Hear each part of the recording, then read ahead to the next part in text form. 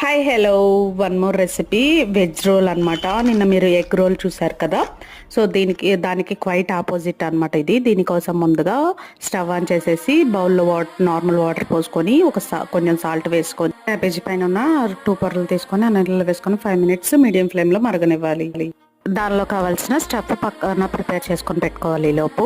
So దానికోసం tomato ఒకటి, ఉల్లిపాయ హాఫ్ అండ్ క్యాబేజీ కొంచెం చిన్న చిన్న ముక్కలు అండ్ క్యారెట్ తురిమి తీసుకొని పక్కన పెట్టుకోవాలి. దాన్ని కూడా రెడీ చేసుకొని పెట్టుకోవాలి. నెక్స్ట్ బౌల్ తీసుకొని అందులో ఉప్పు, చిల్లీ ఫ్లేక్స్, పసుపు అండ్ ధనియాల పొడి and chilli sauce, red chilli sauce, తేనె వేసుకొని అండ్ టమాటో మిశ్రమాలు ఇవన్నీ ఉన్నాయి కదా అందులో వేసేసుకొని బాగా కలుపుకొని రోల్ లాగా చేసేసుకొని అందులో కార్న్ కూడా వేసేసుకొని టేస్ట్ చేస్తే ఓకే బాగానే ఉంది, పర్లేదు, హెల్దీ కదా, వీక్లీ వన్స్ అయినా ట్రై చేయొచ్చు. 5/10 ఇస్తాను నా వైజ్ అయితే.